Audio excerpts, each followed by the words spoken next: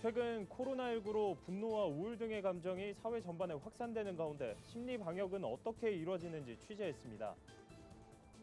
코로나19로 반년 넘게 미뤄졌던 대한민국 국가조찬기도회가 사상 처음으로 온라인으로 개최됩니다. 교단이 다른 목회자들이 연합해 취약계층 어린이들을 섬기는 현장에 다녀왔습니다. 코로나 장기화로 선교 위축이 우려되는 가운데 교회가 외부의 도움 없이 선교 훈련을 할 수 있도록 돕는 교육 프로그램이 눈길을 끌고 있습니다.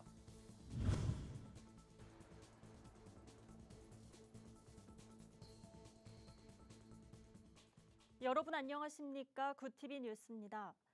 코로나19 이후 분노나 우울 등의 감정을 느끼는 분들이 계실 텐데요.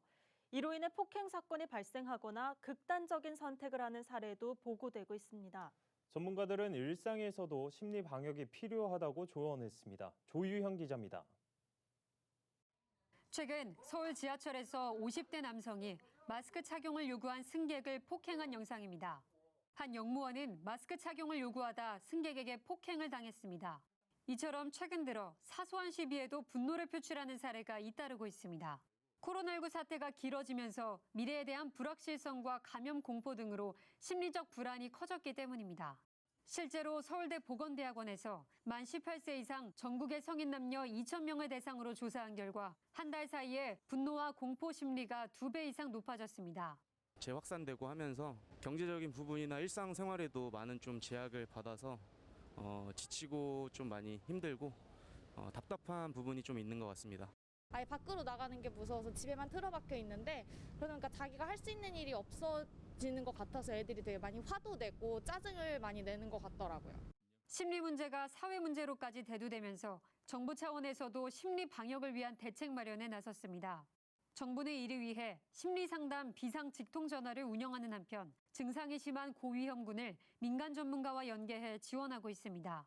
전문가들은 스트레스가 불안이나 우울감의 주 원인인 만큼 일상에서 심리 방역이 이루어져야 한다고 입을 모읍니다.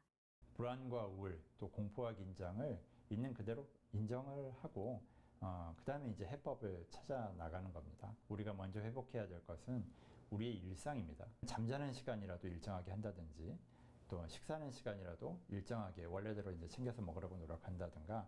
이외에도 온라인에서 지인들과 소통하는 것도 전문가들이 꼽은 심리 방역 중 하나입니다. 전문가들은 코로나로 인한 분노나 우울증을 방치하면 사회 문제로까지 이어질 수 있기에 평소 자기 상태를 꼼꼼하게 확인하는 한편 필요한 경우 기관의 도움을 받아야 한다고 조언했습니다. 구티비 뉴스 조유현입니다.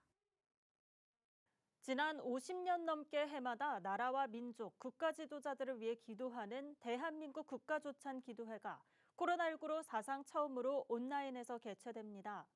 사단법인 대한민국 국가조찬기도회는 지난 3월 코로나19로 연기된 제52회 대한민국 국가조찬기도회가 오는 28일 화상회의 시스템 줌을 이용한 온라인 기도회로 열린다고 밝혔습니다.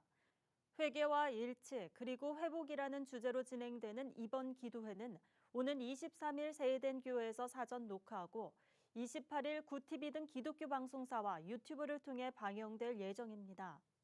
국가조찬기도회 두상달 회장은 각종 갈등으로 하나 되지 못하는 한국교회가 회개와 성찬을 갖고 회복하길 원한다며 온라인으로 진행되는 만큼 국내외 성도들이 각 처소에서 함께 기도하길 바란다고 전했습니다. 한편 이번 국가조찬기도회 설교는 예장합동 직전총회장 이승희 목사가, 축도는 예장통합총회장 김태영 목사가 맡을 예정입니다. 코로나 사태가 장기화되면서 긴급 돌봄이 필요한 취약계층 어린이들이 지역 아동센터로 몰리고 있습니다. 돌봄 사각지대에 놓인 소외 아동들을 돌보는 지역 아동센터의 역할이 더욱 중요해진 건데요. 교단이 다른 지역교회들이 아동센터를 통한 연합사역으로 지역 복음화에 앞장서는 현장에 다녀왔습니다. 윤인경 기자가 보도합니다. 한부모 가정과 조손 가정 등 지역 내 취약계층 어린이를 돌보는 지역 아동센터들. 코로나19 사태로 현재 10명 미만의 아이들에게만 긴급 돌봄이 이뤄지고 있지만 센터의 역할은 전보다 더 커졌습니다. 센터마저 없으면 돌봄 사각지대에 놓인 취약계층 아이들이 하루 종일 방치되기 때문입니다. 경기도 일산에 위치한 임마누엘 교회와 빛을 비추는 교회, 담에색 교회는 이런 소외 아동들을 보살피기 위해 일찍부터 교회 개척과 함께 지역 아동센터를 세웠습니다.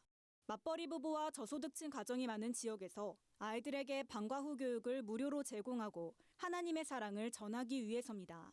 그래서 부모가 이혼하고 나니까 완전히 애가 좀 충격을 받아가지고 그런 아이들을 좀 봤어요. 그런데 그런 아이들 하나하나 케어주고 사랑으로 하니까 변화가 돼가지고 아이들 고등학교까지 다 졸업해갖고 지금 갖고 오다 보면은 굉장히 밝은 모습으로 이렇게 보는 걸 볼 수 있습니다. 복음의 열매도 나타났습니다. 매일같이 기도해주며 따뜻하게 안아주는 사랑 속에서 아이들이 스스로 변화된 겁니다.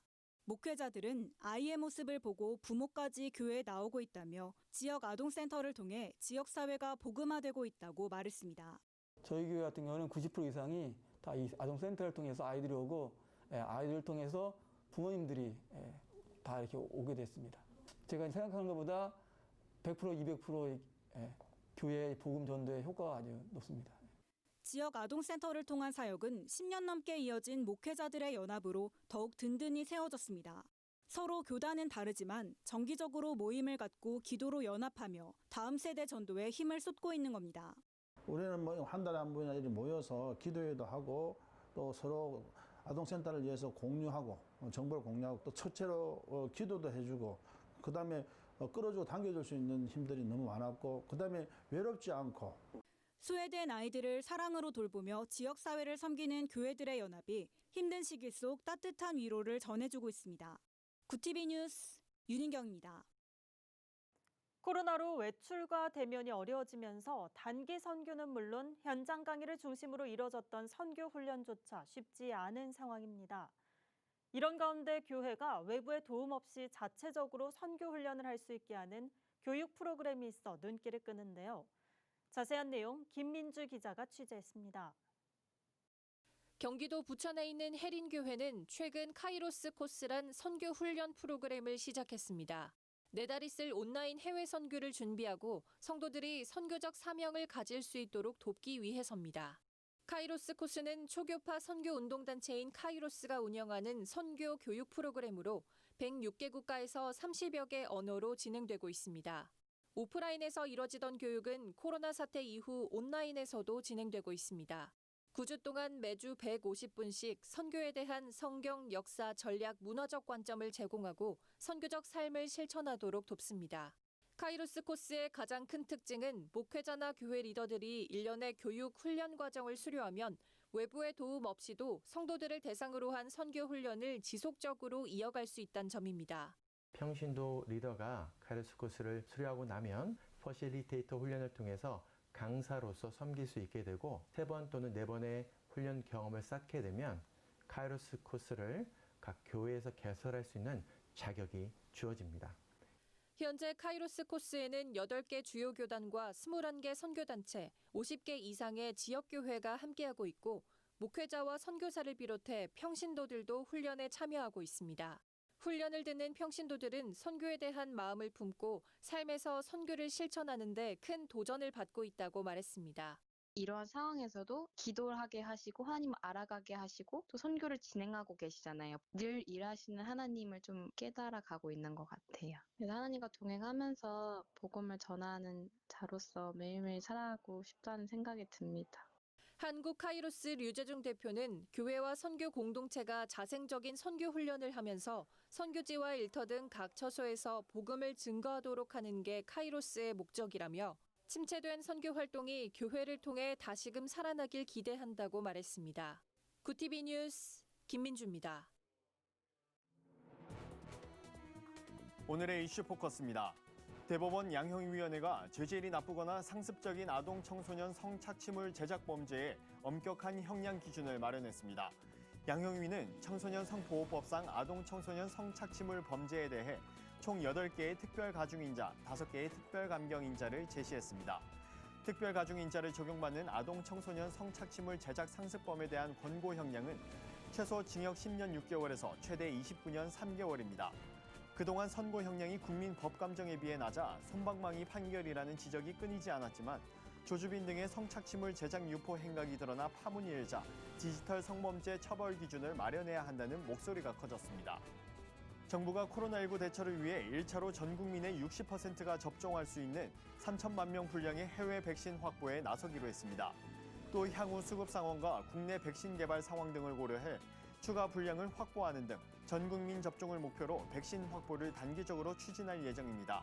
정부는 1단계로 전 세계 백신 공급 체계인 코백스 퍼실리티를 통해 1,000만 명분을, 개별 기업과의 협상을 통해 2천만 명분의 백신을 각각 확보한다는 계획입니다. 박능우 보건복지부 장관은 범정부적 역량을 동원해 안전하고 성공 가능성이 높은 백신의 확보를 위해 최선을 다할 것이라며 국산 백신 개발도 차질 없이 진행될 수 있도록 지원에 만전을 기하겠다고 말했습니다. 코로나19 사태로 막혔던 인천 우한 항공 노선이 8개월 만에 재개됩니다. 국토교통부는 티웨이 항공의 인천 우한 노선에 대한 운항 허가를 지난 14일 결정했다고 밝혔습니다. 티웨이 항공은 최근 중국 지방정부의 방역 확인증과 중국 민항국의 운항 허가를 받은 후 국토부에 운항 허가를 신청했고, 이번 허가 결정에 따라 16일부터 주 1회 운항을 시작하게 됩니다. 국토부 관계자는 공업도시인 우한은 한중 기업인들의 왕래가 잦은 곳이라 노선 재개 요구가 많았다며 더 많은 국제선 운항이 재개될 수 있도록 지원하겠다고 말했습니다. 정부가 일본의 스가 요시히데 관방장관이 사실상 차기 일본 총리로 확정된 데 대해 일본과의 협력을 계속해 나가겠다는 입장을 밝혔습니다. 외교부 당국자는 이날 스가 관방장관이 일본 자민당 총재로 선출된 것과 관련해 정부는 새로 선출될 일본 총리를 비롯해 새 내각과도 한일 간 우호 협력 관계 증진을 위해 계속해서 협력해 나갈 것이라고 말했습니다.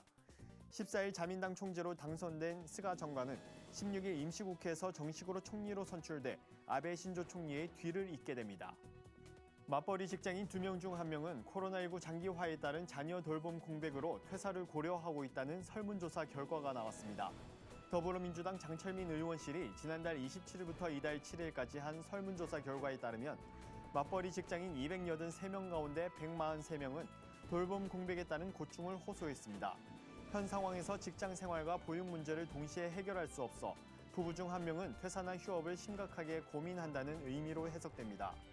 응답자들은 돌봄 공백 해소를 위한 방안으로 재택근무나 유연근무 지원, 돌봄 휴가 지원금 확대, 돌봄 휴가 기간 연장 등을 들었습니다. 가습기 살균제 피해로 인정하는 범위를 확대하고 피해자와 유족들에 대한 지원을 강화하기 위한 가습기 살균제 피해 구제를 위한 특별법 시행령 일부 개정안이 이달부터 시행됩니다. 환경부는 폐질환이나 천식 등 기존의 건강 피해가 인정된 질환 외에도 다양한 건강 피해를 구제할 수 있도록 조사와 판정 체계를 개편했습니다. 피해자에 대한 지원 금액도 늘어나 유족에게 지급하는 특별 유족 조의금은 4천만 원에서 1억 원으로 상향됩니다. 법 개정 전 이미 조의금을 받았다면 늘어난 차액만큼을 추가로 지급하게 됩니다. 이 밖에도 환경부는 법률 자문 지원과 콜센터 운영 등으로 다방면 지원 체계를 마련했다고 밝혔습니다. 구TV 뉴스 오현근입니다. 굿TV 월드와이드입니다. 미국 대통령 선거가 약 2달 앞으로 다가온 가운데 민주당 후보인 조 바이든 전 부통령 지지율이 공화당 후보 도널드 트럼프 대통령의 5%포인트 앞서는 것으로 나타났습니다. 미국 폭스뉴스에 따르면 지난 7일에서 10일 사이 1,191명을 대상으로 설문조사한 결과 바이든 지지율은 51%, 트럼프 대통령은 46%를 기록했습니다. 특히 바이든 후보는 국민통합과 인종차별 등을 포함한 9개 현안 중 8개에서 트럼프 대통령보다 높은 지지율을 보였으며 트럼프 대통령은 유일하게 경제 현안에서 5% 높은 지지율을 나타냈습니다. 중국의 5G 도약을 상징하는 기업 화웨이가 미국 정부의 제재로 반도체 부품을 구매하지 못하게 됐습니다. 지난달 발표된 미국 상무부 공고에 따르면 10월부터 미국 기술을 부분적으로라도 활용한 세계의 전 반도체 기업은 미국 상무부의 사전 허가를 받아야만 화웨이의 제품을 팔 수 있게 된 겁니다. 이로 인해 화웨이는 앞으로 이동통신기지국과 스마트폰 등 다양한 제품을 만드는 데 필요한 반도체 부품을 추가로 조달할 수 없다는 것을 전제로 사업을 벌이게 됩니다. 화웨이 측은 미국 정부의 제재 문제가 해소될 때까지 재고 부품으로 버틴다는 계획이지만 일부 업계에서는 재고가 떨어지면 새 제품을 만들지 못하게 될 가능성이 있다고 보고 있습니다. 영국이 코로나19 백신과 별개로 이미 감염된 환자를 위한 치료제 개발에도 속도를 올리고 있습니다. BBC 방송에 따르면 영국 정부는 병원 내 코로나19 환자 2,000명을 대상으로 단일 클론 항체를 투여해 효과를 검증할 계획이라고 밝혔습니다. 이번 시험을 추진 중인 옥스퍼드대 연구팀은 항체는 바이러스에부터 세포 침투를 막기 때문에 가장 잘 달라붙을 수 있는 항체를 찾고 있다며 각각의 항체를 활용하면 변형 바이러스가 생기거나 구조가 변해도 효과를 발휘할 수 있을 것이라고 설명했습니다. 애플과 구글 등 150여 개의 글로벌 기업 최고 경영자들이 유럽연합의 온실가스 감축 목표를 높이라고 촉구했습니다. 1990년 배출량 대비 40% 감축하겠다는 목표를 55% 감축으로 강화하겠다는 겁니다. CEO들은 2030년까지 온실가스 배출량을 55% 감축해 기후변화로 인한 최악의 영향을 피하고 효과적인 경제 회복을 이뤄야 한다면서 탄소 중립 달성을 위한 명확한 계획과 일정은 녹색 일자리 창출과 탄소 제로 경제로 재건하는 일에 투자하는 데 필요한 확신을 줄 것이라고 주장했습니다. 국제원자력기구 라파엘 그로시 사무총장이 북한의 핵활동 지속은 유엔 안전보장이사회 결의에 명백한 위반이라며 유감을 표명했습니다. 지난 1년 동안 북한 영변의 원심분리기 농축시설에서 농축 우라늄 생산과 일치하는 징후가 있었다는 겁니다. 또 평양 인근 강선에서 우라늄을 농축하고 있을 가능성도 제기됐습니다. 라파엘 그로시 사무총장은 북한이 안보리 결의에 따른 의무를 완전히 준수하고 핵 확산 금지 조약 세이프가드 협정의 효과적인 이행에 있어 신속히 협조할 것을 촉구한다고 말했습니다. 구티비 뉴스 박재현입니다. 글로벌 선교 방송단과 함께하는 교계 소식을 하나은 기자가 보도합니다.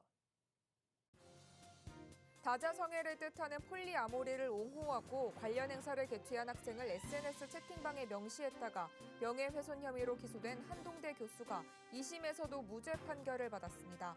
대구지법 제5형사부는 조 교수의 게시글이 학생을 비방하기 위한 것이라기보다 학교를 혼란에 빠뜨릴 수 있는 현 상황을 헤쳐나가기 위해 함께 기도하자는 취지의 글로 보인다고 판시했습니다.